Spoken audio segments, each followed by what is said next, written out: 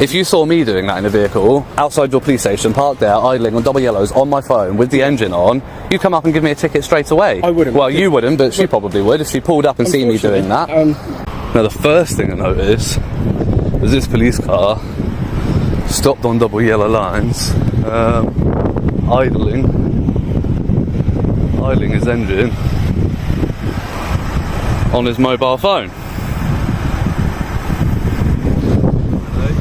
Your engine's on and you're on your mobile phone. Are you on the phone to emergency services right now? Sorry? Are you on the phone to emergency services right now? I'm waiting for a prisoner to come out. Okay, then you should have your engine off while you're on the phone. Unless you're on the phone to emergency services or paying at a drive-through, it's a criminal offence, isn't it?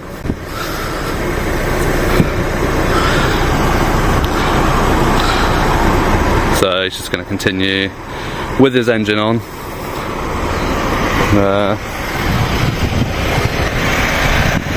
KX69DYH.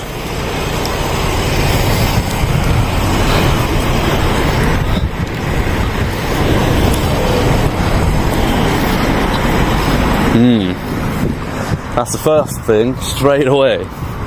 Straight off the bat.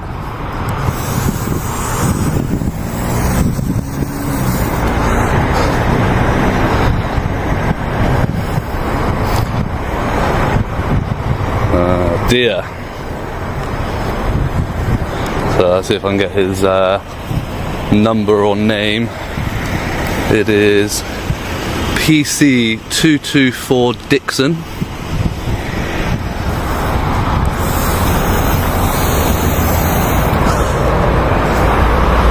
Right from the start, we see the core issue: double standards. The auditor immediately spots behavior that would almost certainly result in a ticket for a civilian. This opening frames the entire conflict. Are the rules the same for everyone or not? Keep that question in mind as this unfolds. Here's the legal crux. UK law is very clear. Using a handheld phone while the engine is running is an offense, with limited exceptions like emergency calls. The officer explicitly admits he's not on an emergency call. That admission alone turns this from opinion into documented evidence.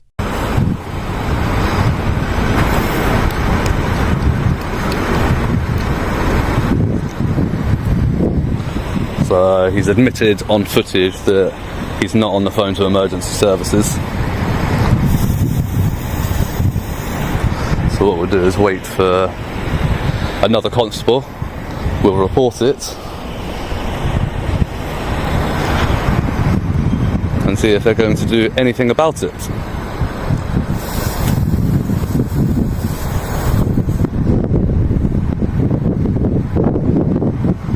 Yeah, the exceptions are paying at a drive-through and being on the phone to emergency services. Other than that, under the new laws, you should not be touching your phone whilst your engine is running. Whether you're parked or not, your engine should be off. Just saw him go over his radio.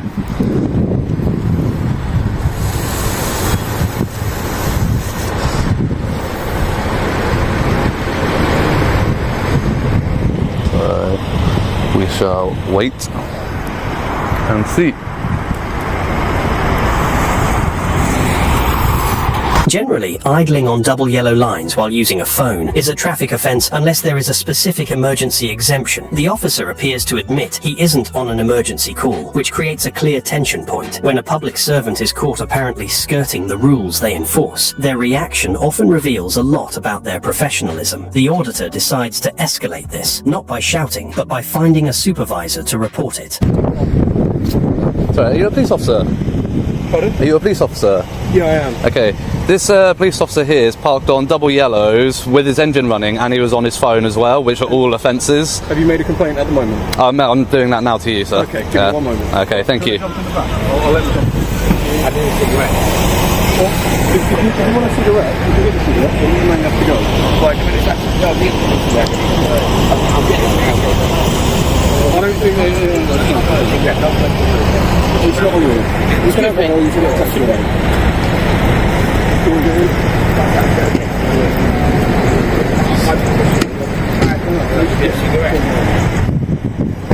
Hold on, mate. It's going to be one.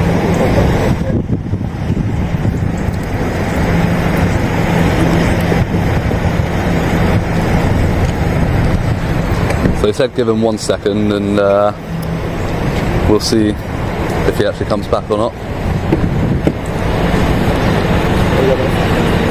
Or whether he's going to do the thin blue line thing. Hi mate, you alright? Oh yeah, yes, My name's sir. Chris Forshaw, caller number's 980, are you alright? 982, yeah, thank you. No, Christopher. 980. 980. Yeah, 980. 980. So, what I'd recommend, best solution at the moment, because Yep. I'm dealing with a live prisoner in custody. Okay. I would say if you've got a complaint, Yeah, yeah. what you've seen, if you've got it on video as Yeah, well, 101's probably the best shout. Right. And to put a complaint through, if it's easier, it's probably best to do it online. That could be a little bit quicker. Yeah. But that's what I'd recommend at the moment. Have you got an inquiry desk here at the... We don't know. No? Our closest inquiry desk from here, unfortunately I'm not from the county, Right. I think it would be Western Fable, Western Fable, okay. Campbell Square. Campbell Square, So cool. the Campbell Square is in the town centre. Yep. And they may have a station that you could knock at. I don't know if they've got an active one all the time. Right, okay. Maybe like a floating one, but Fable should have someone manned. Is that Fable or Fable? Western Fable. Western Fable, Yeah, okay, so cool. it's an NN3 postcode, so it's on the eastern side of Northampton. Okay, cool. But yeah, they've normally got somebody there until 4 or 5 o'clock. Yeah. Notice the shift in tactics. Instead of addressing the visible offense, officers pivot to process, online forms, phone numbers, and other stations. This is a classic institutional move. Delay instead of decision. The auditor stays calm, which is exactly why this moment is so powerful. This exchange exposes a key contradiction. The officer claims to be too busy, yet spends several uninterrupted minutes debating hypotheticals. Professional discretion is real, but to the public, this looks less like discretion and more like selective enforcement. You know, and parked on double yellows. You know, it's not acceptable. You're literally outside a police station as well, you know, and then obviously that van parks up on double yellows to serve the police here, and they do nothing about it. Yeah, unfortunately, if I was part of a complaints team, then I'd be able to manage that. Yeah, yeah. But I understand. Some sort of solution. I understand that you're busy, yeah. It's not that I'm busy, it's just I'm not part of a complaints team. Okay, fair enough. We deal with investigation, but from somebody in custody usually. Yeah. And that's what I'm dealing with today. No worries. Well, I appreciate your professionalism, and have a good day. Take care. Have a good day.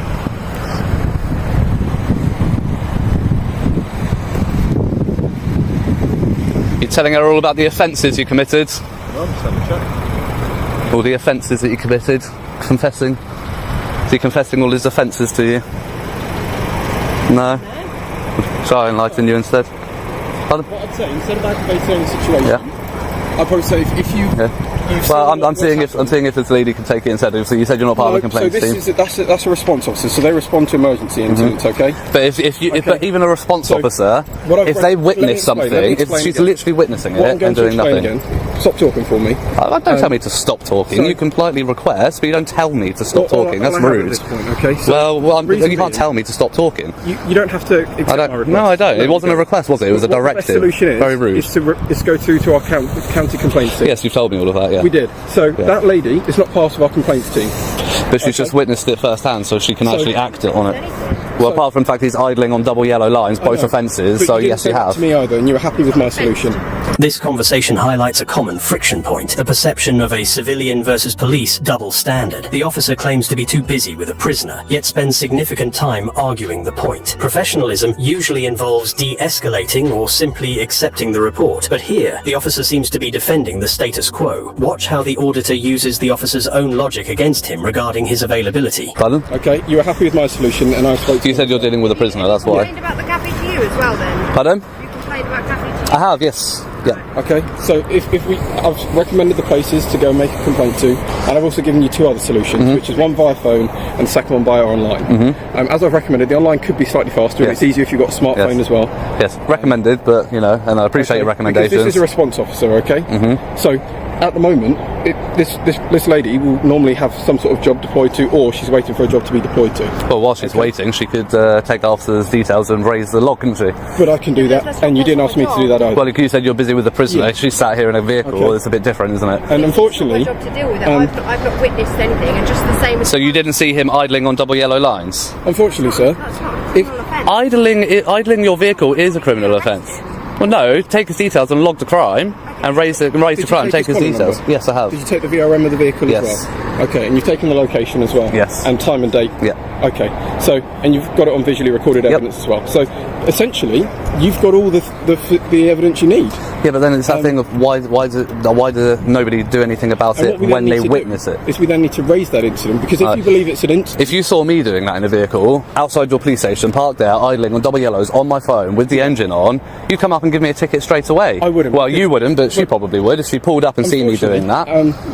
Basing something on probably isn't good enough at the moment. Why not? That's what you guys do all the time. I would have done that, and I wouldn't have, because it would be down to my discretion at the time, and it would be the same for the software as well. It would be that lady's discretion. Right. Okay. The officer introduces the concept of discretion, which is valid in policing, but often feels inconsistent to the public. The guiding principle here is equality before the law. If a citizen did this, a ticket is likely. For an officer, it's just a conversation. The auditor presses this point perfectly, forcing the officer to explain why the rules seem to bend for the badge, leading to a surprising admission. Stick around, because in just a moment, the officer walks right into a trap about hypothetical crimes that exposes a massive double standard you won't want to miss. So, as I said, you've got the visually recorded evidence, you've got the officer's collar number, you felt what was being done today was wrong, and you believe it's an offence to do that.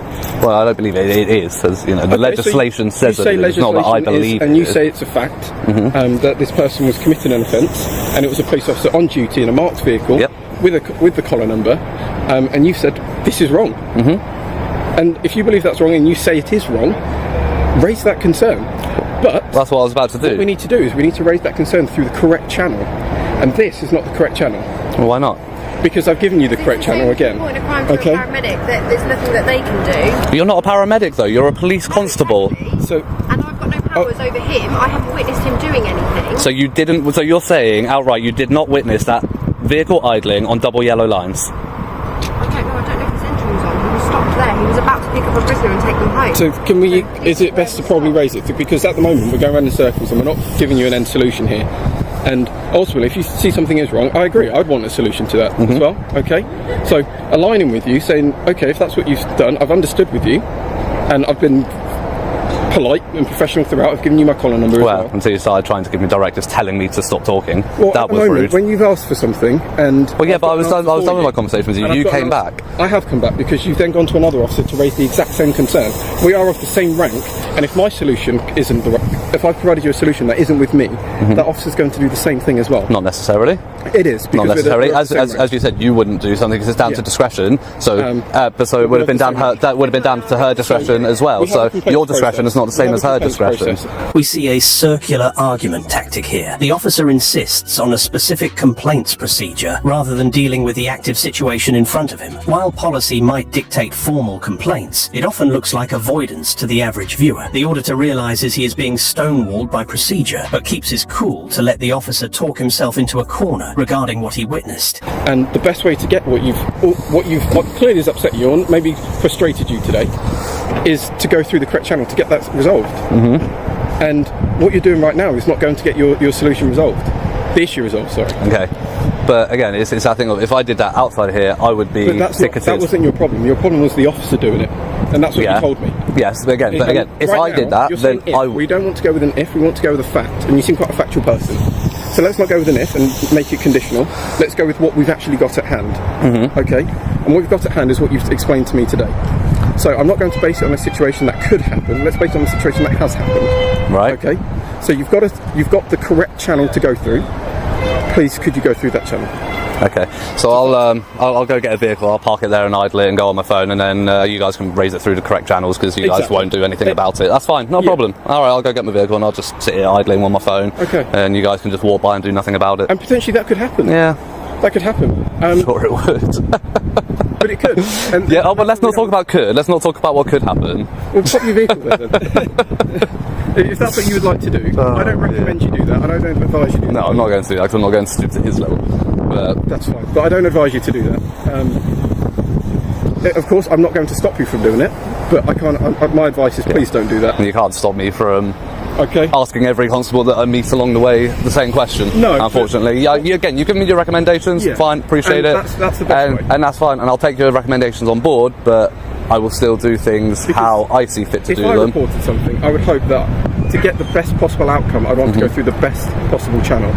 And the channels that you've gone through today, from any marked vehicle or any person that works at this station, isn't the correct team. That team don't work at this station. This is a classic auditor flip. By proposing to do the exact same action, idling on double yellows, the auditor tests the officer's integrity. It highlights that the act itself is illegal, not just the person doing it. The officer's hesitation to say he would ignore a citizen doing the same thing speaks volumes about the perceived bias in enforcement. It gets uncomfortable when the hypocrisy is laid bare. So nobody here will do anything about in an terms offence of in complaint, terms of that. and raising that complaint and actually giving you an outcome, not from this station. So she can literally just get our notepad out, take down my details, log the offence, get back to me. It could be that quick and simple. I could literally tell her my collar. I could tell them the collar number now. The offence is. Why not? No. Because she's a response officer. But so a response officer, if she responding to a crime, wouldn't be able to log a crime. Of course you can. A constable has the power to log a crime. It's not that she can't; it's that she won't. Yeah, because and that's the difference. The police force, because it's another police officer as well. We have a way to do things, and it's a process. And I've raised that process. Have a way to do things. Go through the online channels. Fob us off with. Not necessarily. It's exactly what happens. Wasn't there? Yeah. Okay. Ring 101. Yes. Yeah. Ring 101. And the last one. What was the other one? No, I can't remember the last one now. The last one, I'll remind you of it. It was to go to a actual open. Oh, to the open police station. Yeah. So that's just as Western Fable. Yeah. As I said, that's probably the easiest one. If you actually wanted to see somebody in person, I think they work until about 4ish. Again. Western Fable police station. The people at the front desk. Yeah, 4. It's about 4 or 5 o'clock. Yeah. And then the other station, I don't know if it's always got somebody there, but Campbell Square.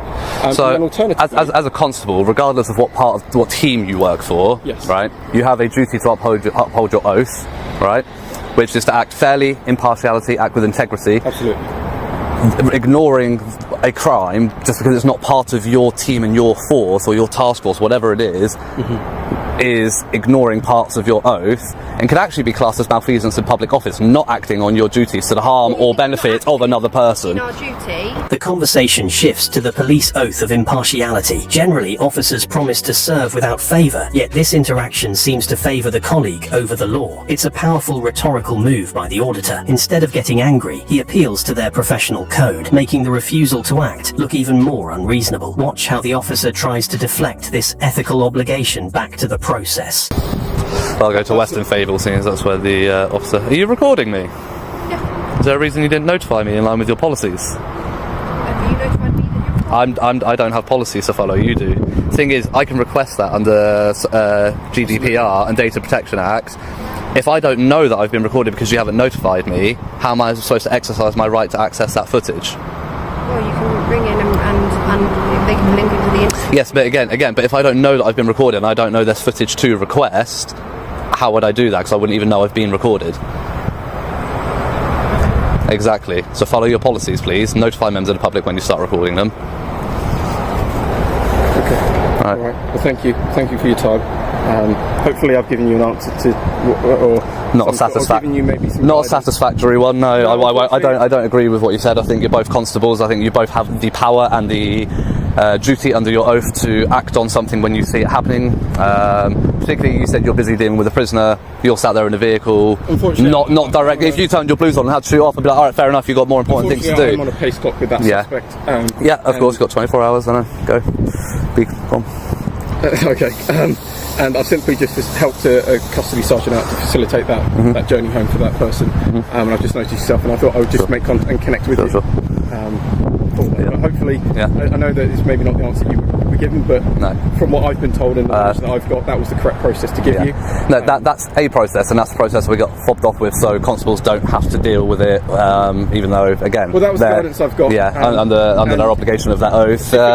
If it was myself, I would want to, if I have a complaint or I raise a concern, I'd want to go to a team that's specialised in that concern or that complaint. Now notice the shift regarding the body-worn camera. Policy generally requires officers to announce when they begin recording, supporting transparency. The officer admits he didn't announce it, claiming he has no policy to follow, which seems inconsistent with standard operating procedures. This moment underscores the importance of knowing your rights and data protection laws, as the auditor effectively questions why the officer is hiding the recording. Because that way, I've got a team that specialises in that, they're aware of that, they deal with that daily potentially, and they can give you the best possible outcome. I'm sorry, for any constable, I'd like to think that getting details from somebody to raise issue of idling on a phone on double yellows is pretty basic stuff. I don't think you'd need specialists for that. Obviously, you have. I don't want to discredit those people because no, I'm not saying that aren't specialists for it. Obviously, you have the road teams and that, but you know, it's something that I think it's quite common knowledge about not being on your phone while your engine's running, especially with the new law that's recently come out. There's a lot of publicity around it. It'd be a specialist team. All right then. Yeah, I can't say exactly what team specifically. I'm pretty sure it goes through the faith team, and then if there's something that involves a police officer, it potentially goes to our professional standards team, also known as PSD. But again, they are not based at this station either. Okay, so in terms of people at this station, for example, the chief constable, he doesn't work at this station either. No, I'll avoid PSD. I'll go straight to IOPC, to be honest. Yeah, PSD's internal, IOPC's independent. So yeah, won't be getting PSD involved. We'll go straight to IOPC. Yeah, okay. So, but yeah, hopefully you sort of have a slightly better day without any issues. Hopefully.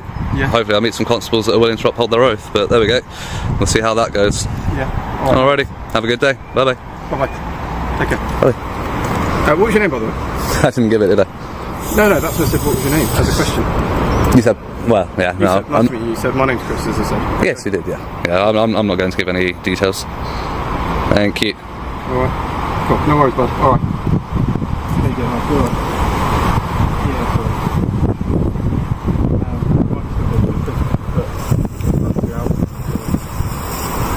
What time you guys off? But yeah, I'll get back. I think I'm probably going to. See you later. See you later.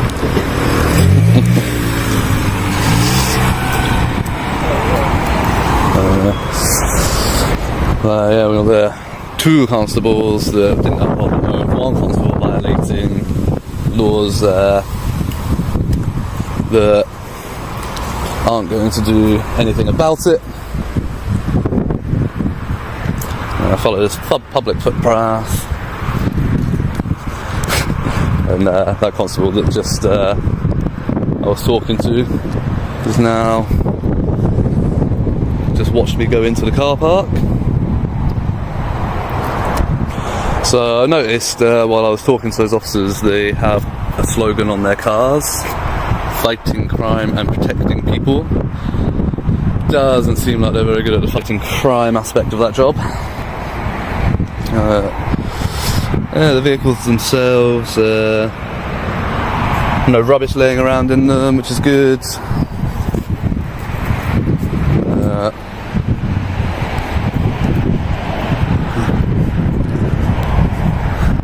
Let's have a wander around, have a look for some marked vehicles. Pardon? I'm not parking.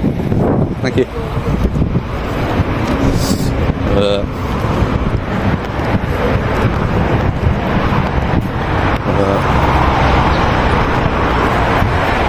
Pardon? So can you now leave? Was that a lawful request? Yes. What law am I breaking by being here? You're filming car parks in this car park. And what law is that? What law is that breaking? Trespassing. You need to leave. And what is trespass a criminal matter? Is it? Is that a criminal offence? See, it's funny because when you think I'm doing something illegal, you come and accost me, but you were too busy to deal with these sorts of things 2 minutes ago when I reported an officer. Notice the shift in tactics. Instead of addressing the visible offense, officers pivot to process: online forms, phone numbers, and other stations. This is a classic institutional move. Delay instead of decision. The auditor stays calm, which is exactly why this moment is so powerful. This exchange exposes a key contradiction. The officer claims to be too busy, yet spends several uninterrupted minutes debating hypotheticals. Professional discretion is real, but to the public, this looks less like discretion and more like selective enforcement.